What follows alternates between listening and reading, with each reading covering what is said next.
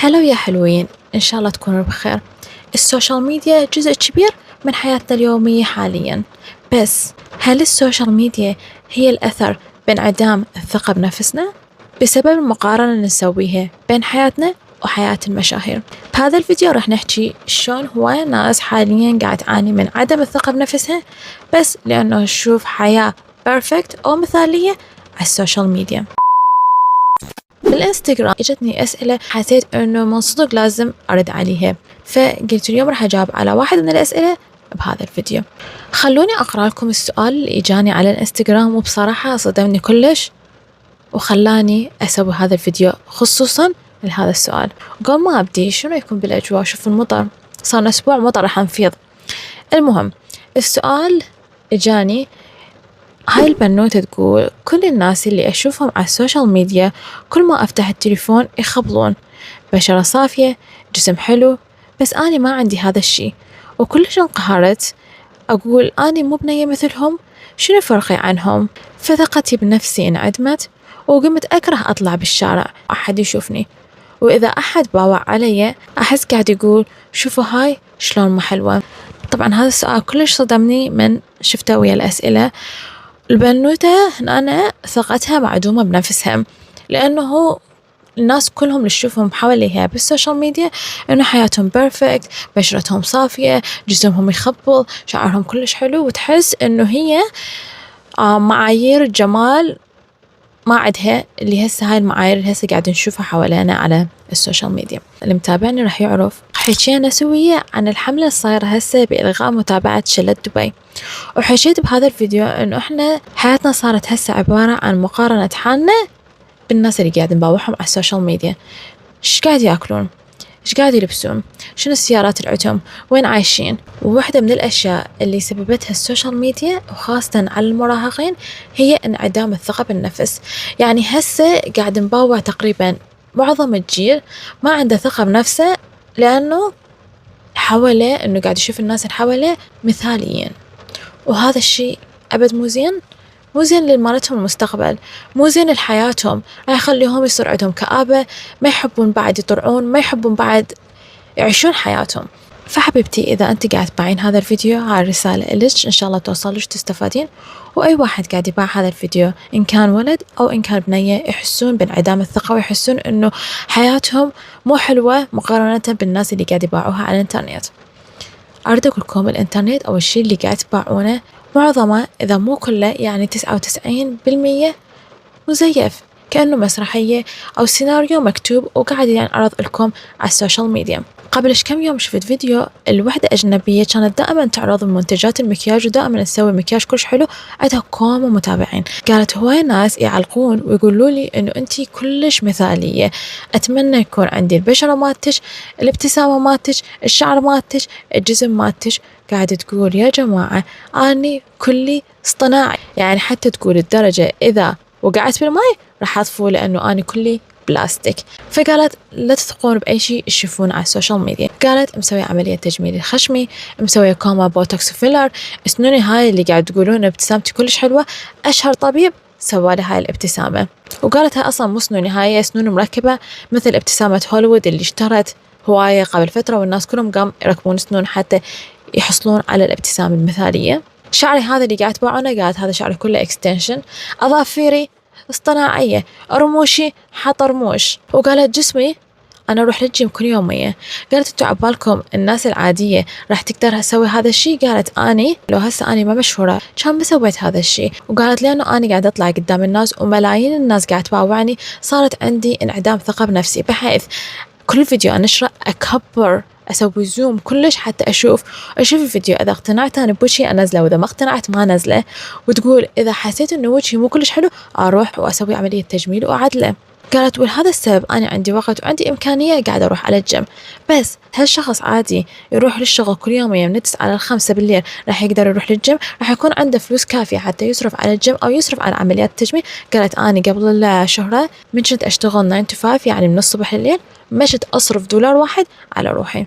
يعني ولا كنت أسوي عملية تجميل ولا كنت أروح للطبيب حتى أسوي، بس هسه لأنه المهنة مالتي إنه أنا قاعدة أطلع وجهي لملايين الناس فقمت أسوي عمليات تجميل. Let me tell you, almost all of it is fake. This is not my natural hair color or my hair. Nails fake, eyelashes glued on. My teeth crafted by a very talented dentist. 5 years of Botox in my forehead. I'm literally so plastic when I get into water, I float. Okay.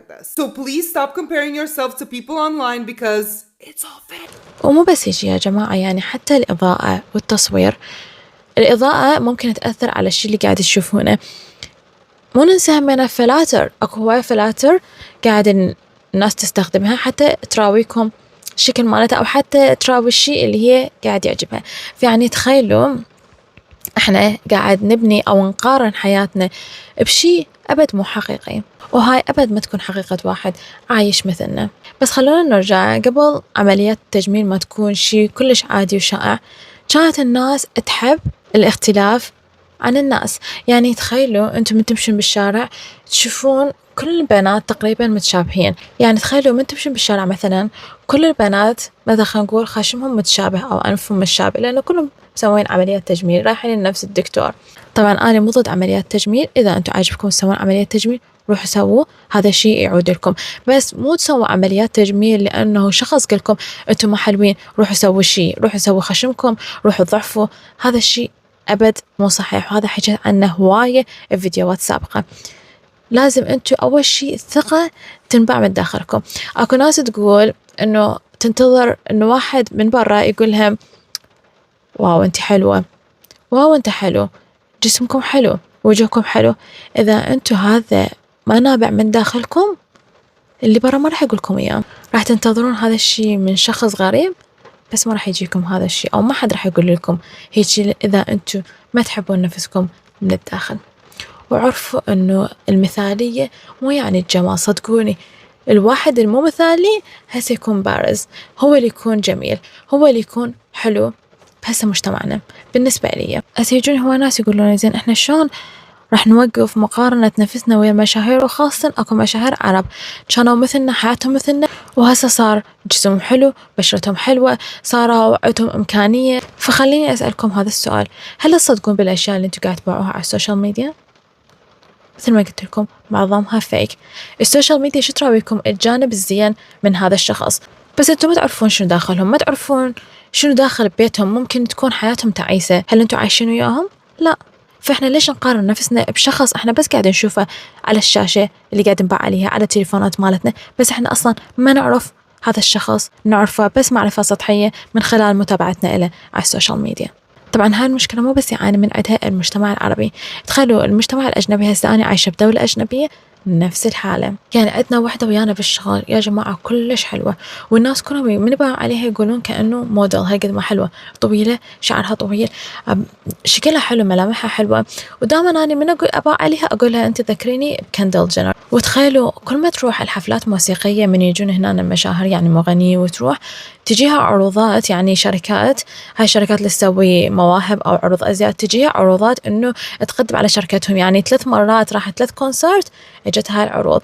بس قالت لي شغلة كلش صدمتني، قالت لي إنه أنا أشوف روحي أبشع وحدة. فقلت لها شنو حشي يعني أنتي كلش حلوة؟ قالت لي أنا بالمدرسة دائما كانوا يقلدون علي، كانوا يقولوا لي أنتي كلش طويلة، أنتي كلش ضعيفة، أنتي هيجي شكلش هيجي ما أعرف شنو. فصار عندها انعدام ثقة بالنفس، وهسه تقول انعدام الثقة بنفسها كل زاد بعد ما قاعد نشوف الناس على السوشيال ميديا وشون حياتهم حلوة وبرفكت. فأنا قلت لها أنت صادقين هذين كل الأشياء اللي قاعد تشوفيها على السوشيال ميديا هذين كلها مسرحية، ها كلها مو حقيقية. ليش تخلي هذا الشيء يأثر على نفسك وعلى ثقتك؟ صدقوني الثقة أهم شيء أنتوا تملكوها. خلينا نحكي على شيء ثاني. الناس مو بس قامت تقارن الشكل أو هذا الشخص اللي قاعد نباع عليه أو المشهور اللي قاعد نباع عليه إيش عنده أو إيش يملك، قامت همينة تقارن حياتهم يعني علاقاتهم العاطفية وهي الكابلز أو المشاهير اللي قاعد يشوفوهم. يعني تخيلوا أكيد كلكم سمعتوا عن قصة ليز اللي كلش مشهورة، اللي تعطي نصايح البنات خاصة شلون يصير عندهم ثقة بنفسهم، وكانت متزوجة بواحد ومن هي حامل ب4 أشهر هذا الواحد خانها. هذا الواحد اللي زوجته قالت هذا البرفكت المثالي، الزوج المثالي لهم. شفت كم مقطع جيت نزلته على قناتها قاعد تحكي ويا متابعيها شلون عرفت انه راجلها او زوجها خانها، وليش قررت انه تطلع على السوشيال ميديا وتقول انه رجلي خانني. فهي لما شهرت تعرفون انه هواي الناس تسوي لها ادت، فتقول بعد ما اكتشفت انه رجلي خانني أنا كلش خفت لأنه مسيرتي المهنية ممكن من وراء تخلص، لأنه هي كانت تقول إنه تعرف شلون تختار الشخص اللي راح يدخل بحياتها. فقالت إذا حكيت إنه زوجي خانني راح تتدمر حياتي المهنية، الشيء اللي أنا بنيته وتعبت عليه. بس تقولوا أني قاعدة باوع على السوشيال ميديا وقاعدة أشوف الإدت اللي محبيني أو متابعيها اللي يحبوها قاعد يسووها إنه وقاعد يقولون هذولي الكبل المثالي.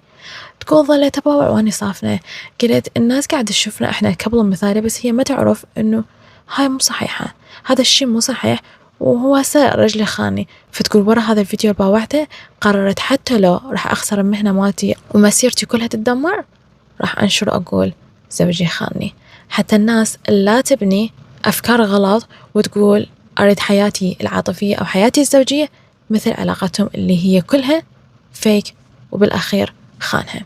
والعلاقة مو مثالية أبد. معظم المتابعين قاموا يقارنون حياتهم بحياة المشاهير، وهذا الشيء كلش قاعد يأثر عليهم وقاعدين عدم الثقة مالتهم، وقاعد يخليهم إنه يتأملون أو يفكرون بأشياء خيالية، أشياء مو حقيقية، وهذا الشيء كلش يأثر عليهم بدراستهم، بمستقبلهم، بشغلهم، وأهم شيء ثقتهم بنفسهم.